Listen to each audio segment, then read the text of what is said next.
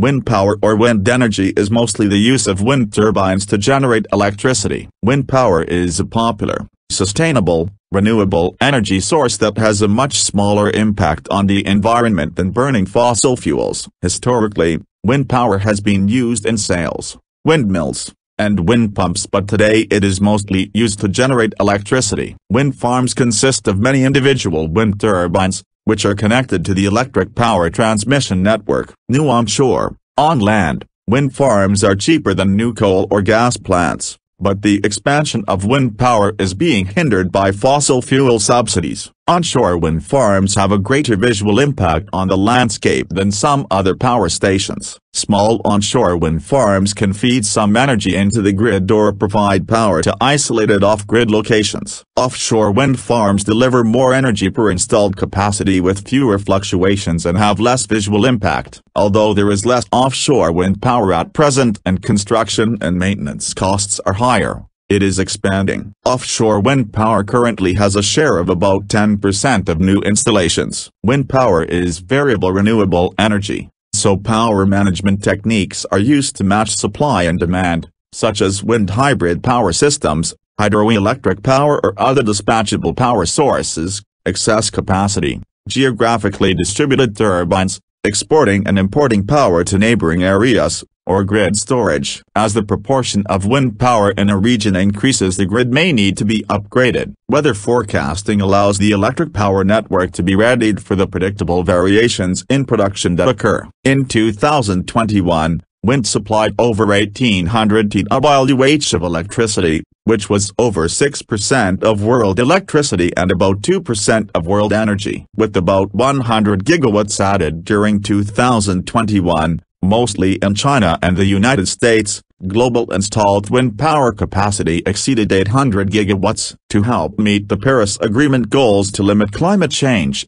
analysts say it should expand much faster, by over 1% of electricity generation per year. Regions in the higher northern and southern latitudes have the highest potential for wind power. In most regions, wind power generation is higher at night time, and in winter when PV output is low. For this reason, combinations of wind and solar power are suitable in many countries. This is the movement of air across the surface of the Earth, driven by areas of high and low pressure. The global wind kinetic energy averaged approximately 1.50 megajoules/m2 over the period from 1979 to 2010. 1.31 megajoules/m2 in the northern hemisphere with 1.70 megajoules/m2 in the southern hemisphere. The atmosphere acts as a thermal engine, absorbing heat at higher temperatures and releasing heat at lower temperatures. The process is responsible for the production of wind kinetic energy at a rate of 2.46 W/m2, thus sustaining the circulation of the atmosphere against friction. Through wind resource assessment,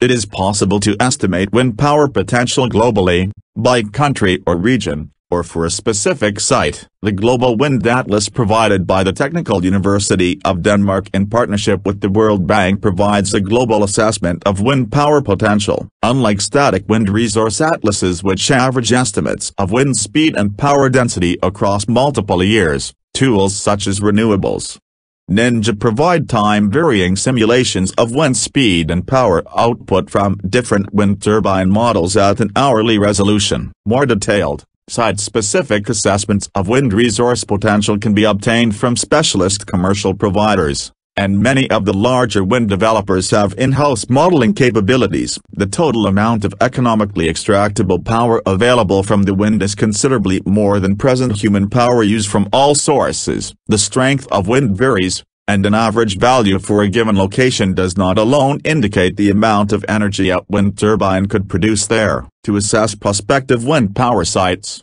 a probability distribution function is often fit to the observed wind speed data. Different locations will have different wind speed distributions. The WEI-BAL model closely mirrors the actual distribution of hourly, 10-minute wind speeds at many locations. The WEI-BAL factor is often close to 2 and therefore a Rayleigh distribution can be used as a less accurate, but simpler model. A wind farm is a group of wind turbines in the same location. A large wind farm may consist of several hundred individual wind turbines distributed over an extended area. The land between the turbines may be used for agricultural or other purposes. For example, Gansu Wind Farm, the largest wind farm in the world, has several thousand turbines. A wind farm may also be located offshore. Almost all large wind turbines have the same design: a horizontal axis wind turbine having an upwind rotor with 3 blades, attached to a nacelle on top of a tall tubular tower. In a wind farm, individual turbines are interconnected with a medium voltage,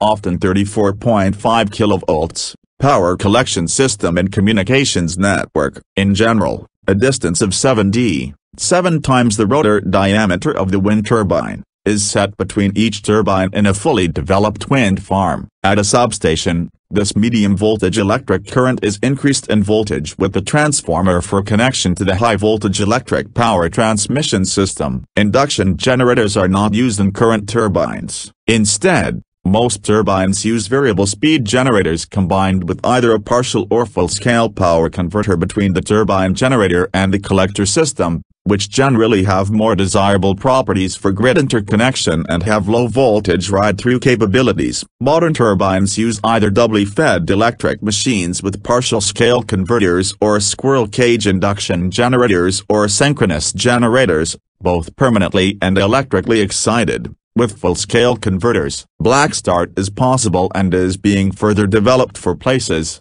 such as Iowa, that generate most of their electricity from wind. Transmission systems operators will supply a wind farm developer with a grid code to specify the requirements for interconnection to the transmission grid. This will include the power factor, the constancy of frequency, and the dynamic behavior of the wind farm turbines during a system fault. Offshore wind power is wind farms in large bodies of water, usually the sea. These installations can use the more frequent and powerful winds that are available in these locations and have a less visual impact on the landscape than land-based projects. However, the construction and maintenance costs are considerably higher. As of November 2021, the Hornsea Wind Farm in the United Kingdom is the largest offshore wind farm in the world at 1,218 megawatts. Near offshore wind farms may be connected by AC and far offshore by HVDC. Wind power resources are not always located near high population density. As transmission lines become longer,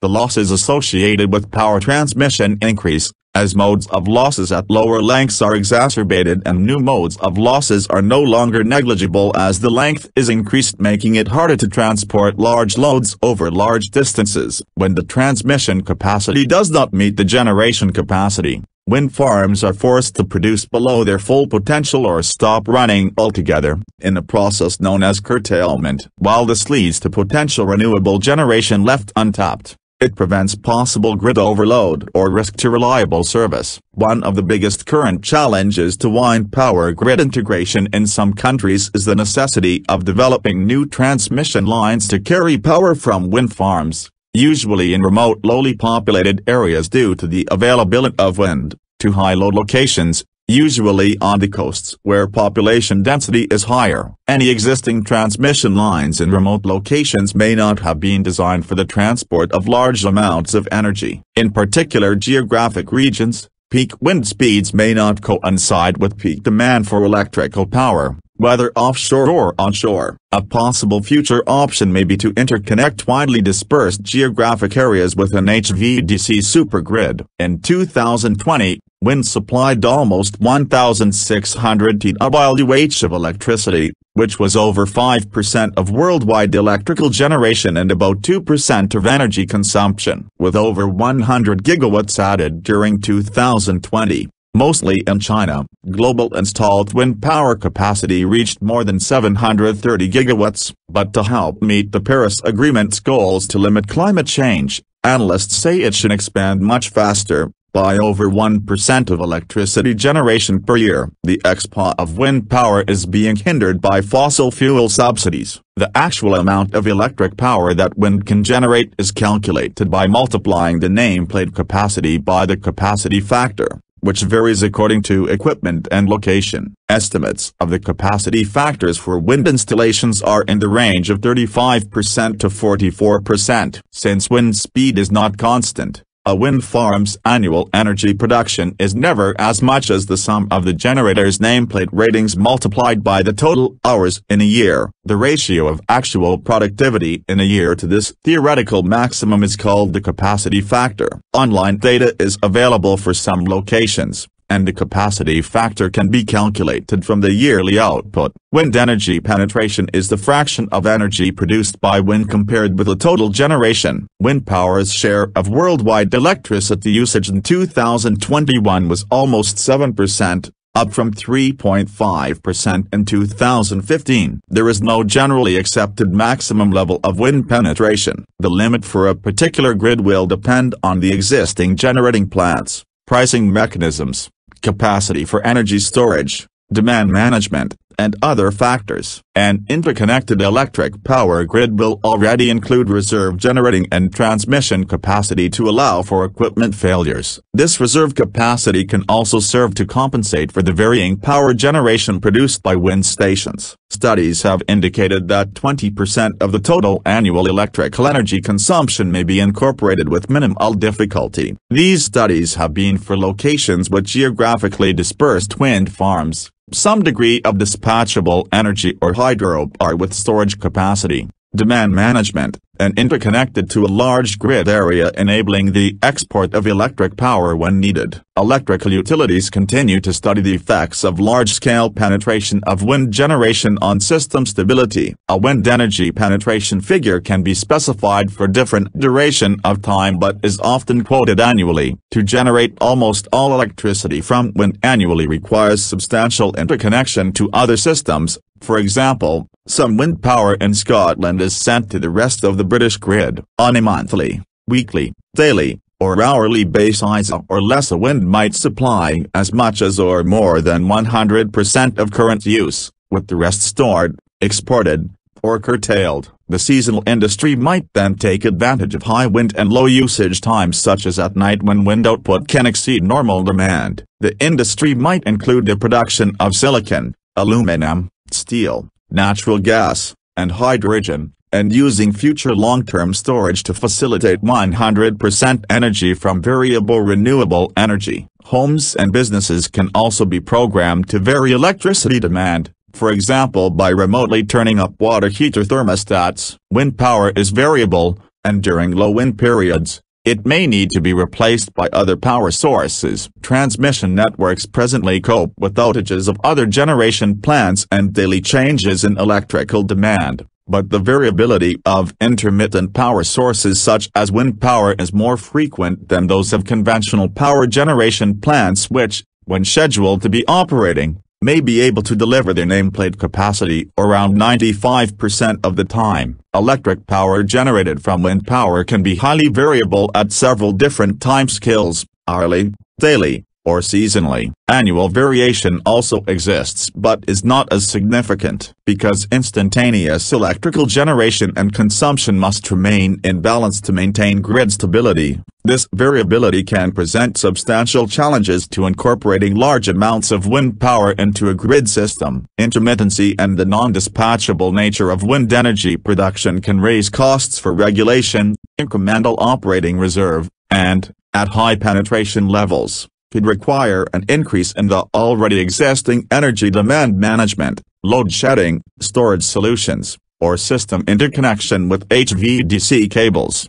Fluctuations in load and allowance for the failure of large fossil fuel generating units require operating reserve capacity, which can be increased to compensate for the variability of wind generation. Utility-scale batteries are often used to balance hourly and shorter timescale variation, but car batteries may gain ground from the mid-2020s. Wind power advocates argue that periods of low wind can be dealt with by simply restarting existing power stations that have been held in readiness, or interlinking with HVDC. The combination of diversifying variable renewables by type and location, forecasting their variation, and integrating them with dispatchable renewables, flexible fuel generators, and demand response can create a power system that has the potential to meet power supply needs reliably. Integrating ever higher levels of renewables is being successfully demonstrated in the real world. Solar power tends to be complementary to the wind. On daily to weekly timescales,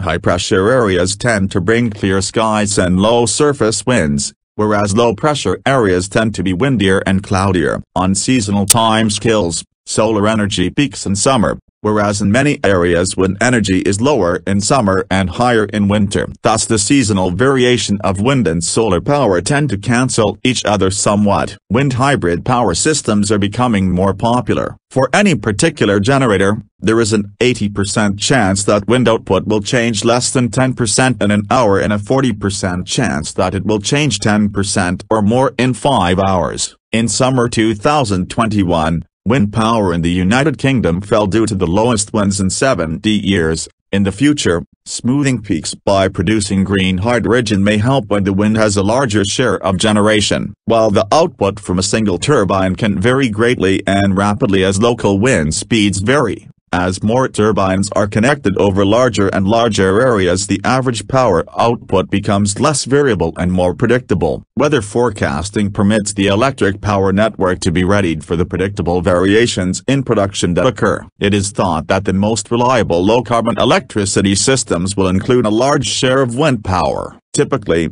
conventional hydroelectricity complements wind power very well. When the wind is blowing strongly, nearby hydroelectric stations can temporarily hold back their water. When the wind drops, they can, provided they have the generation capacity, rapidly increase production to compensate. This gives a very even overall power supply and virtually no loss of energy and uses no more water. Alternatively, where a suitable head of water is not available, pumped storage hydroelectricity or other forms of grid energy storage such as compressed air energy storage and thermal energy storage can store energy developed by high wind periods and release it when needed. The type of storage needed depends on the wind penetration level. A low penetration requires daily storage, and high penetration requires both short and long-term storage as long as a month or more. Stored energy increases the economic value of wind energy since it can be shifted to displace higher cost generation during peak demand periods. The potential revenue from this arbitrage can offset the cost and losses of storage. Although pumped storage power systems are only about 75% efficient and have high installation costs,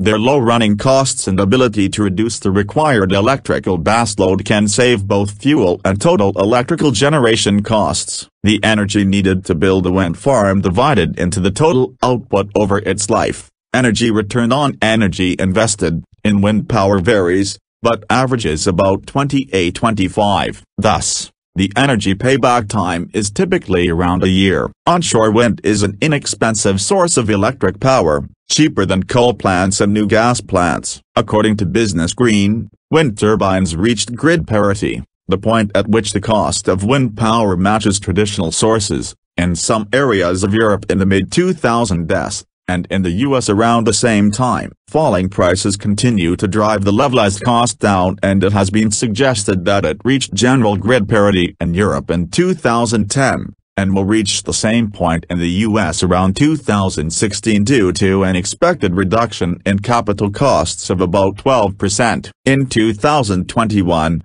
the CEO of Siemens Gamesa warned that increased demand for low-cost wind turbines combined with high input costs and high costs of the steel result in increased pressure on the manufacturers and decreasing profit margins. Northern Eurasia, Canada, some parts of the United States, and Patagonia and Argentina are the best areas for onshore wind, whereas in other parts of the world solar power, or a combination of wind and solar, tend to be cheaper. Wind power is capital intensive but has no fuel costs. The price of wind power is therefore much more stable than the volatile prices of fossil fuel sources. However, the estimated average cost per unit of electric power must incorporate the cost of construction of the turbine and transmission facilities, borrowed funds, returned to investors, including the cost of risk, estimated annual production, and other components, averaged over the projected useful life of the equipment. which may be more than 20 years. Energy cost estimates are highly dependent on these assumptions, so published cost figures can differ substantially. The presence of wind energy,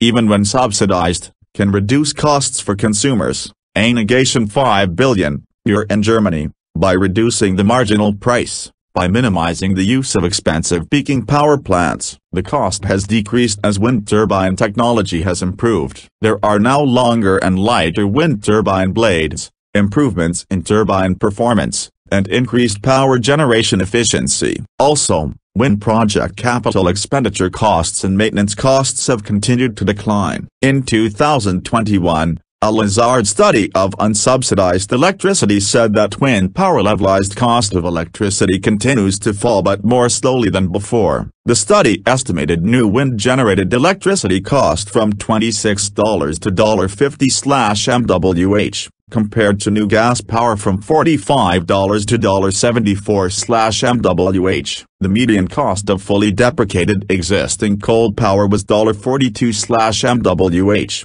nuclear $29/MWh and gas $24/MWh. The study estimated offshore wind at around $83/MWh. The compound growth rate was 4% per year from 2016 to 2021, compared to 10% per year from 2009 to 2021. Turbine prices have fallen significantly in recent years due to tougher competitive conditions such as the increased use of energy auctions and the elimination of subsidies in many markets. As of 2021, subsidies are still often given to offshore wind, but they are generally no longer necessary for onshore wind in countries with even a very low carbon price such as China, provided there are no competing fossil fuel subsidies. Secondary market forces provide incentives for businesses to use wind-generated power, even if there is a premium price for electricity. For example,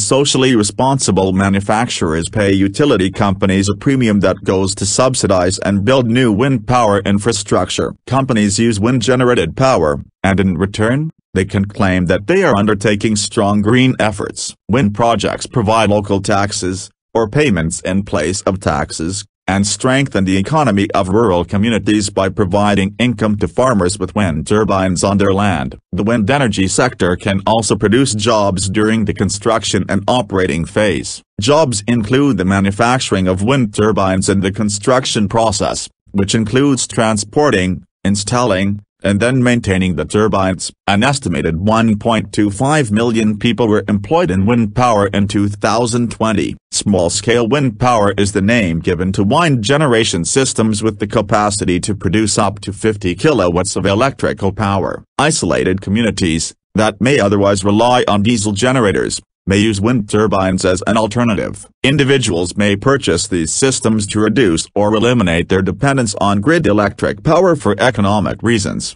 or to reduce their carbon footprint. Wind turbines have been used for household electric power generation in conjunction with battery storage over many decades in remote areas. Examples of small-scale wind power projects in an urban setting can be found in New York City, where, since 2009, several building projects have capped their roofs with Gordlov-type helical wind turbines. Although the energy they generate is small compared to the building's overall consumption, they help to reinforce the building's green credentials in ways that showing people your high-tech boiler cannot, with some of the projects also receiving direct support from the New York State Energy Research and Development Authority. Grid-connected domestic wind turbines may use grid energy storage, thus replacing purchased electric power with locally produced power when available. The surplus power produced by domestic microgenerators can, in some jurisdictions, be fed into the network and sold to the utility company,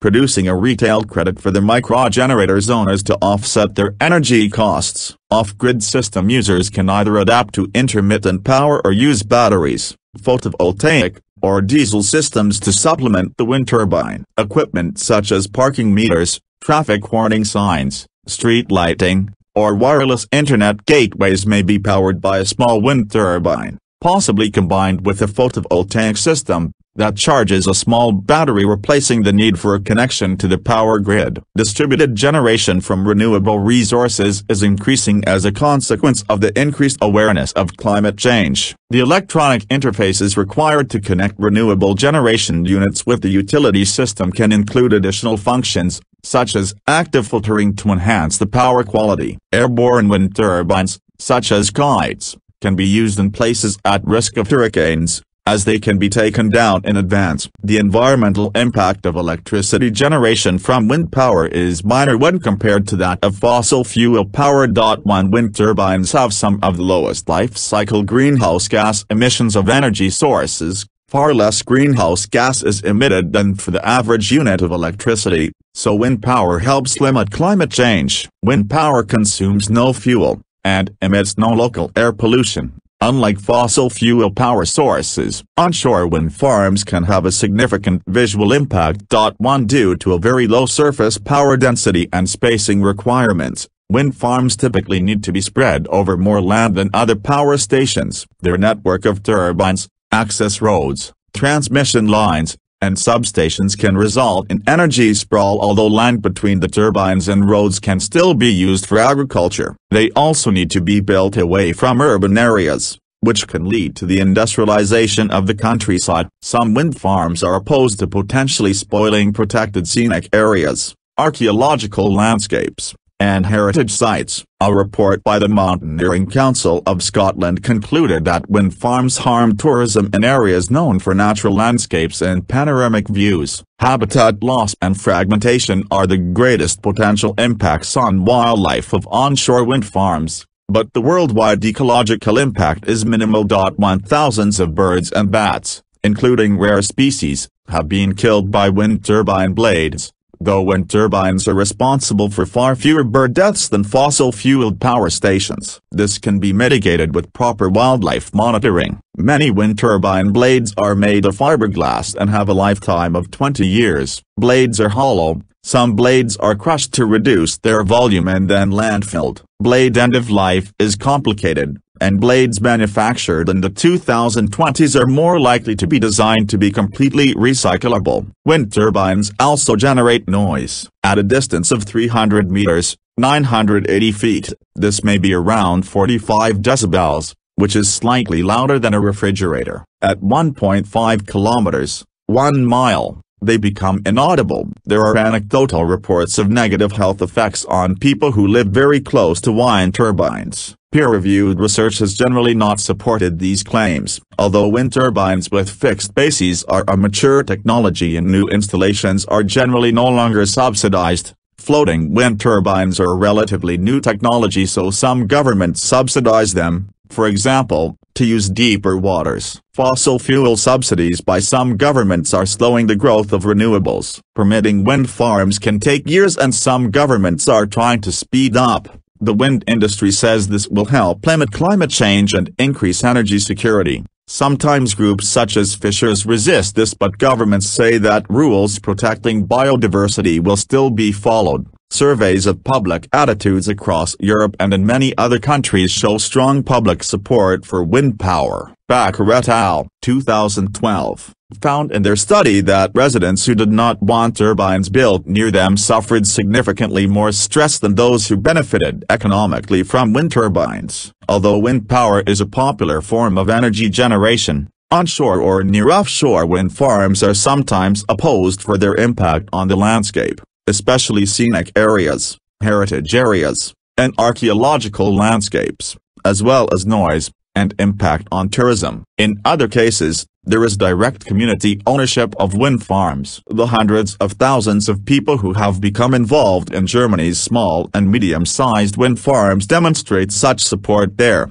A 2010 Harris poll found strong support for wind power in Germany, other European countries, and the United States. Public support in the United States has decreased from 75% in 2020 to 62% in 2021, with the Democrat Party supporting the use of wind energy twice as much as the Republican Party. President Biden has signed an executive order to begin building large-scale wind farms. In China, Shen et al. 2019 found that Chinese city dwellers may be resistant to building wind turbines in urban areas, with a surprisingly high proportion of people citing an unfounded fear of radiation as driving their concerns. Also, the study finds that like their counterparts in ACT countries, urban Chinese respondents are sensitive to direct costs and wildlife externalities. Distributing relevant information about turbines to the public may alleviate resistance. Many wind power companies work with local communities to reduce environmental and other concerns associated with particular wind farms. In other cases, there is direct community ownership of wind farm projects. Appropriate government consultation, planning, and approval procedures also help to minimize environmental risks. Some may still object to wind farms, but many say their concerns should be weighed against the need to address the threats posed by air pollution,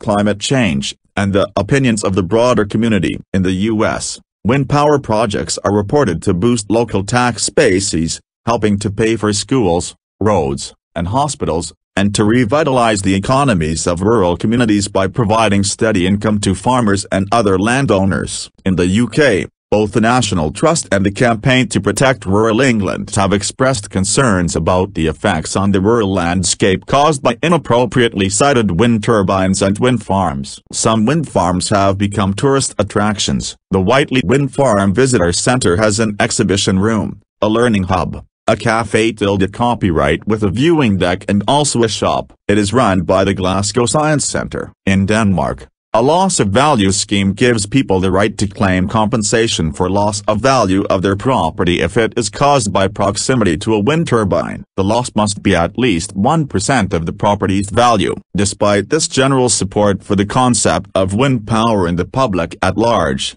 local opposition often exists and has delayed or aborted several projects, as well as concerns about the landscape. There are concerns that some installations can produce excessive sound and vibration levels, leading to a decrease in property values. A study of 50,000 home sales near wind turbines found no statistical evidence that prices were affected. While aesthetic issues are subjective and some find wind farms pleasant and optimistic, or symbols of energy independence and local prosperity, protest groups are often formed to attempt to block some wind power stations for various reasons. Some opposition to wind farms is dismissed as NIMBYism, but research carried out in 2009 found that there is little evidence to support the belief that residents only object to wind farms because of a not-in-my-backyard attitude.